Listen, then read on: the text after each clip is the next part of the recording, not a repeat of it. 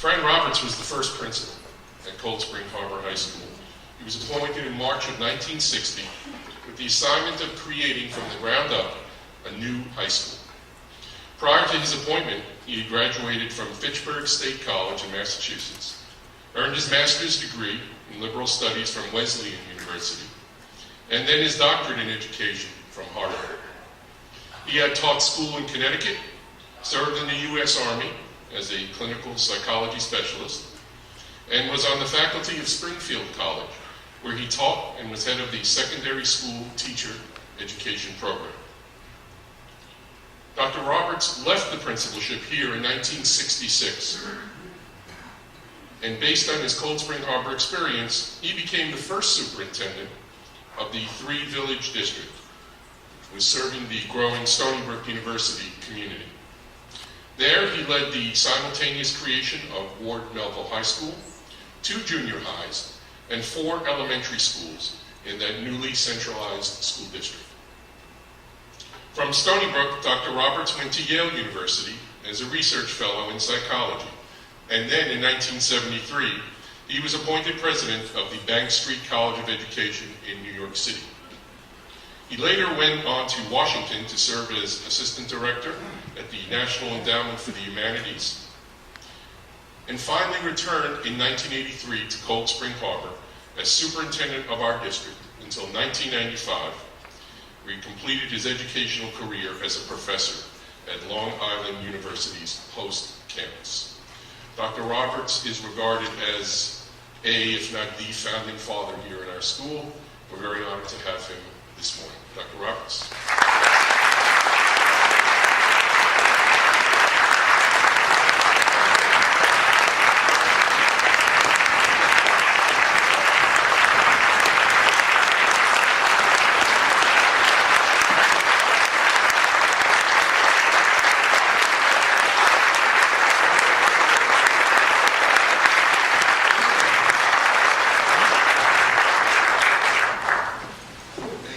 Thank you very much. Well, I especially want to thank a long list of people. I want to thank all of you, really. But I want to thank Judy for her leadership of the school district now, and Jay for his leadership of the school now, and the Board of Education for, through all the years, have kept their eye on the main thing that we're up to here, namely a great place for young people to grow up. It's also a great honor to have Kathleen Sullivan here today, as somebody who once thought I was going to be a history teacher. I followed her career with great interest as her success and prominence as a constitutional scholar and one of the leading academics in the law field in America today. I'm also happy that my wife Pat is here because in addition to her following a highly successful career of her own as a nursing administrator and nursing leader and nursing educator, she also was here at my side 50 years ago and played a major part in helping us come together as a community around a new school. My 3 daughters are here today, or 2 of them. I think one of them is still on the way. Is Elizabeth here yet? No. Our 3 daughters, all of whom are graduates of Cold Spring Harbor High School. And 2 grandchildren, Owen and Brian, are also here. Owen and Brian, hello.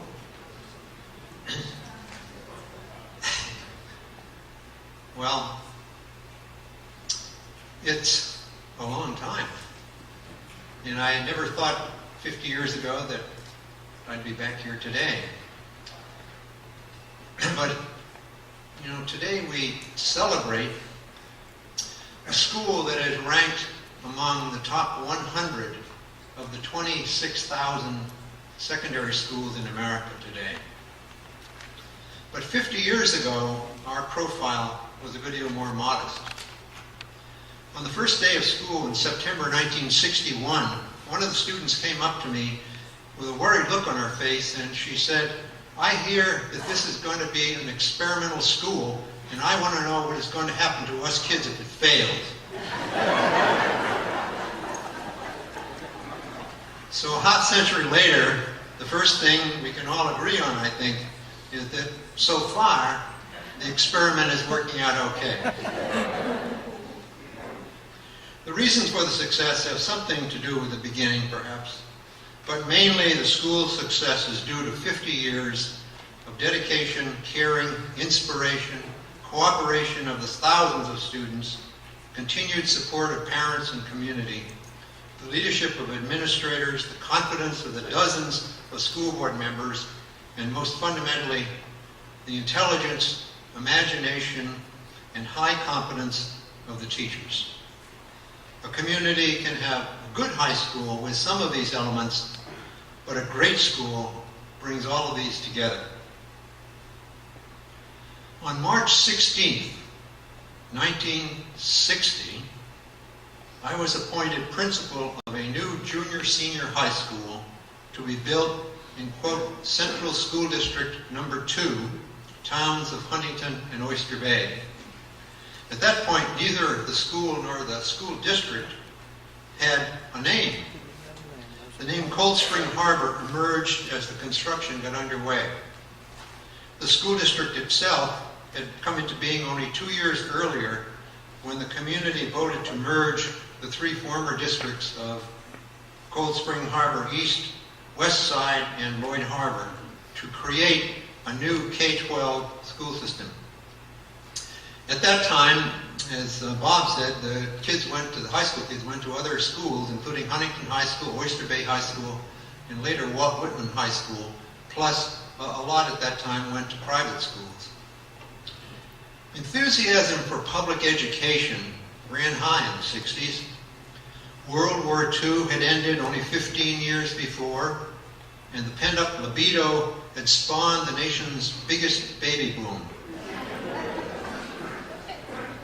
Every community was building new schools, but in a few districts, something else was taking place.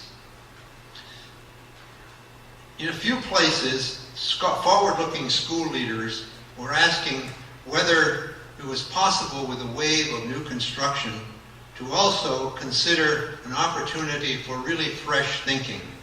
Was it not a time, some asked, to create schools that could offer more than the conventional school model of pre-World War II education? Schools for tomorrow, today, was one of the catchphrases at the time. Our forward-looking Board of Education sought the advice of a consulting firm in Cambridge, Massachusetts, to develop proposals for a fresh start in school design, and employed the Connecticut architectural firm of Sherwood Mills and Smith. The board also atypically hired as professional head of the new district Dr. Sean Kelly, a former private school headmaster, Navy veteran, once captain of the Harvard football team, and then currently a lecturer on the Harvard faculty. The board and Sean then chose a young assistant professor at Springfield College as their founding high school principal. I made my first trip up this hill 52 years ago. As the architect and I pushed through the briars and around the old oaks, he pointed out that the plan was to build a campus high school with 4 initial buildings: an arts music building, a science math building, a humanities building, and a field house. 3 of the buildings were to be linked by glass corridors, but the field house was not connected, as many of you know, until decades later. Stories of the founding could really fill volumes, but today I'll only briefly identify some of the key concepts that were on our minds at that point, and also comment on a few of the critical incidents that shaped the school in the early days. First, distinctiveness. From the start, the school was intended as a distinctive high school. Distinctive in philosophy, in location, architecture, staffing plans, curriculum, and approaches to teaching and learning. For example, the site was chosen so that the school would be truly a campus for youth, a separate place not just another brick building by the side of the road. The design was deliberately open, light-filled, and with connections with the natural world outside. The physical plant was intended to be the opposite of the more typical bureaucratic structures of the day. Second, we were building a new high school based upon an exceptionally successful elementary school program. We knew that the students coming up High School Hill from West Side, Lloyd Harbor, and East Side, now Goose Hill, would be well-prepared, ready learners. From great elementary schools, great high schools emerged. Third, we knew the faculty, not the building, was the key. Even before construction got underway, my highest priority was the recruitment of a new faculty. A few dual certified elementary school teachers moved up, and the rest of us came afresh, together forming what I call the nuclear faculty. Department chairs were highly experienced, but many of the teachers were beginners. The overall faculty culture was youthful and filled with optimism and the exciting prospect of creating a new school. As Ernest Hemingway once said of his early years in Paris, in those days we were all young. Fourth, as a concise summary of statement of purpose, we believe that kids have a right to a deeply interesting school. A place that respects and supports all students as learners in a learning process that is filled with intellectual and emotional substance. Our intent and the community expectation was to focus on a strong college preparatory program. Looking back, I regret to say that 50 years ago, we did not understand as fully some of the special needs of students and the best way to provide for kids for whom college may not be an immediate next step. Practices now are far more understanding and adaptive in providing an appropriate education for all kids. Fifth, the curriculum and program had many distinctive features for its time. We wanted the curriculum to engage students across the subject fields and to encourage exploration of new interests and capabilities. We sought to avoid excessive departmentalization of the faculty and encourage teachers to make connections between subjects. We envisioned a major role for the arts and music, and also knew the presence of the Cold Spring Harbor Laboratory in the community would provide an additional incentive in our science program. Now as to technology, which is everything we talk about now. Although amazing technological discoveries were taking place, the microchip was discovered in 1958, technology leading a school reform was decades away. The master plan for our school did make specific reference to, quote, future developments in technologies, but we only provided space for a closed-circuit TV studio with connections to classrooms, and even that never took hold. Bill Gates, of course, in 1961 was only 6 years old. Sixth, we knew that in addition to a deep academic commitment, a solid sports program would provide major student motivation and provide contributions to all-around learning in the school environment. Ralph Whitney, our amazing Director of Athletics and Physical Education, and his colleagues,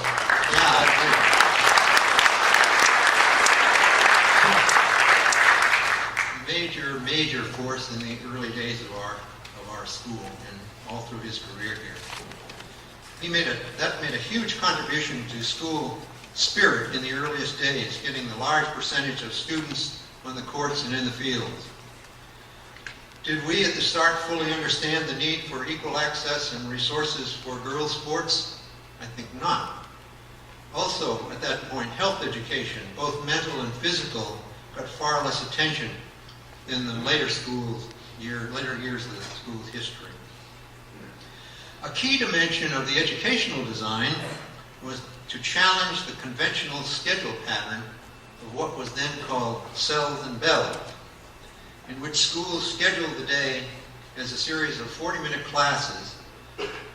So our plan called for a different approach in which half the day would be spent in conventional sized classes of 25, and the other half of the day students would spend in large group teaching, in carefully prepared small seminars, and in individual studies in the 4 resource areas that were to be replacement for a typical school library. We were all keen about this, and we hoped that Cold Spring Harbor High School would break a new path to secondary school scheduling. The Ford Foundation even made an elaborate film circulated across the nation about this new pattern of school scheduling. We designed the initial building with this concept in mind, but I regret to say we never got a chance to fully develop it. And by the 3rd of the 4th year, we'd essentially abandoned any attempt at that novel schedule. What happened, in a nutshell, was that events overtook us. The 1960-61 winter was vicious, and the construction company collapsed, forcing a restart and huge delay.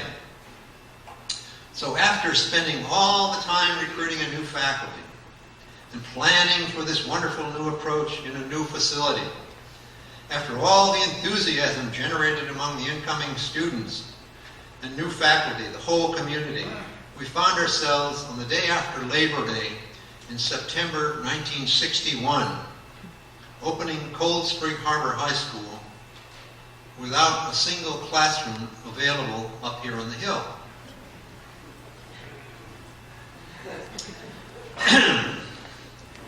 We all swallowed hard and said, what do we do now? We were a school without a schoolhouse.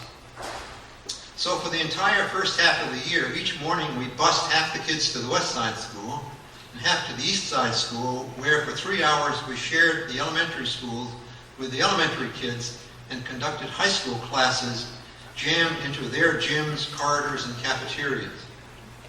Then, after eating lunch outdoors, the students were bused to the Lloyd Harbor School, which canceled their afternoon classes, and we then held high school classes in the elementary rooms from 1 p.m. until 5 p.m. Some grand new educational plan.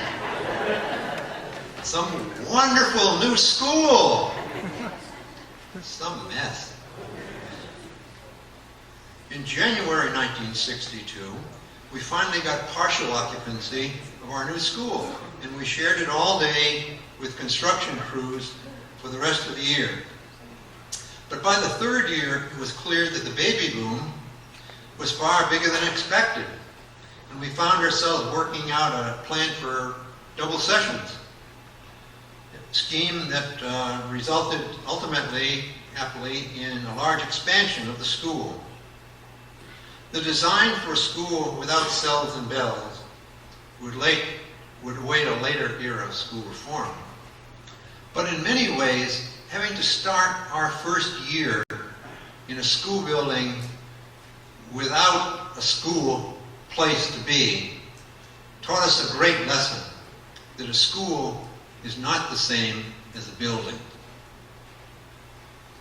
8, state-school relations.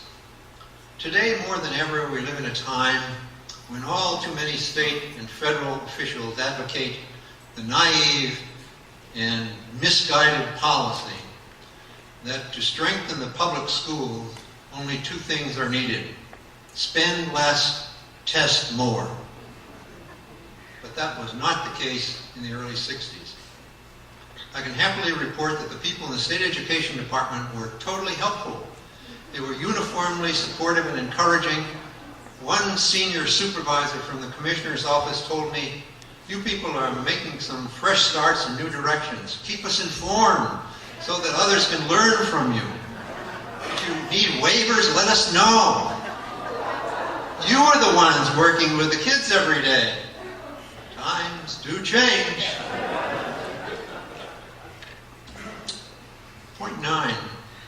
Although America in 1961 was just beginning to become aware of the deeper meaning of diversity, we knew we were all creating a high school for students who would be living their lives in a much larger, more complex, multicultural, diverse world. Early on, we began to explore in some small ways how to connect with that larger world. We put a significant curriculum focus on non-Western cultures. We initiated a student exchange with a high school in a mill town in Western Virginia. And we welcomed our first Japanese exchange student, Ryuichi Kazama. And in English classes, books like To Kill a Mockingbird created new awareness. From these small beginnings, through the years, the teachers and principals who followed us and in many ways initiated other important outreach programs, including the Holocaust studies, Russian studies, the gender issue studies, a 12-year Japanese student exchange program, and others. High school students especially go to school in a larger society. On November 22nd, 1963, the initial complacency of the early 60s was shattered, and just after lunch, I went on the public address system here to tell the school that our president had been murdered in Dallas.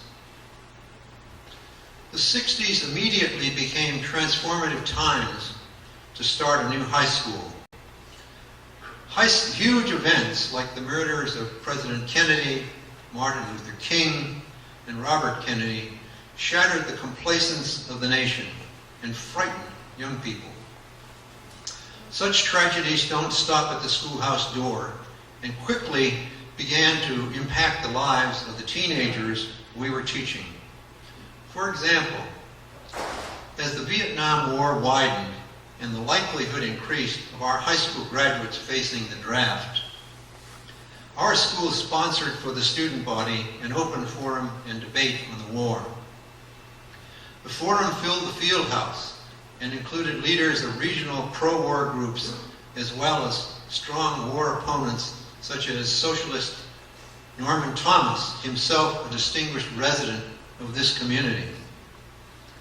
And after the 10th graders read Sinclair Lewis's classic Aerosmith, we invited local physicians and political figures to discuss what was already emerging as a problem in fair access to health care.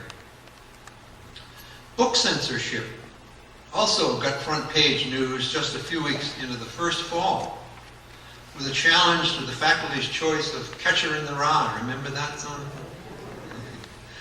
The school board offered strong support to the faculty, and that was an important marker in establishing the understanding that in high schools, the curriculum content must always be the choice of the faculty.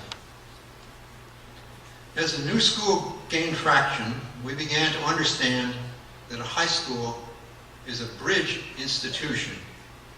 The board and the parents realized that one of the central tasks of a high school, especially a 6-year school, is to help young people successfully travel from late childhood to near adulthood by the 12th grade.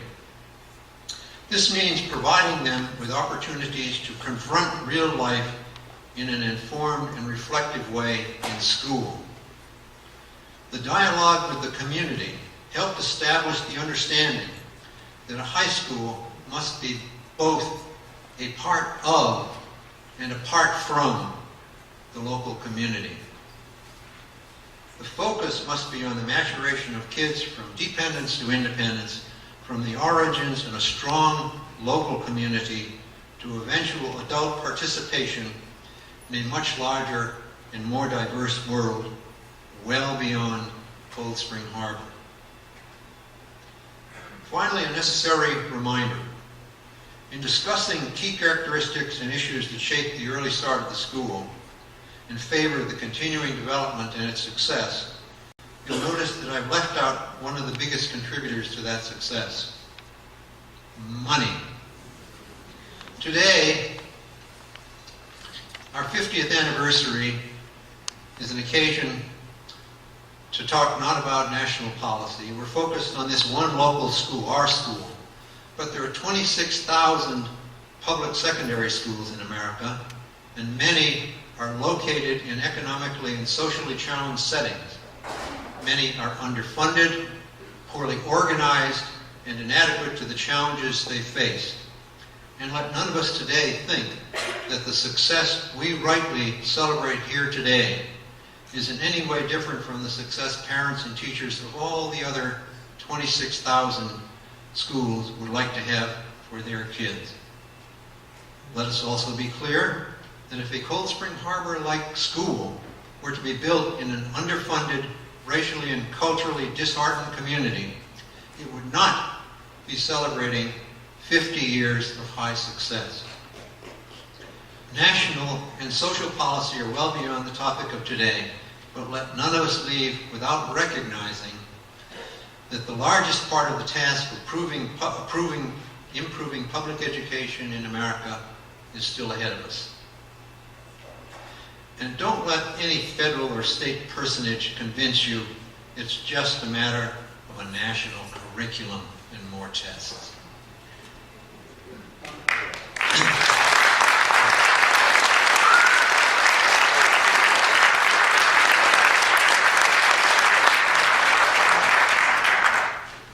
Those of us who by hard work or good fortune live and grow up in economically favored circumstances have a deep obligation to encourage and support educational and social policies across our nation that allow each young person the fullest chance for success. That is the responsibility of all of us. Well, 50 years. These are just a few of the observations on the beginnings of Cold Spring Harbor High School 50 years ago. So to close on a personal note, one time, 25 years ago, when I'd come back here as the superintendent of schools, I was attending a concert here in the high school, and a parent came up to me and he said, "That brass plate on the lobby wall says that a Francis Roberts was the first principal here. Was he your father?"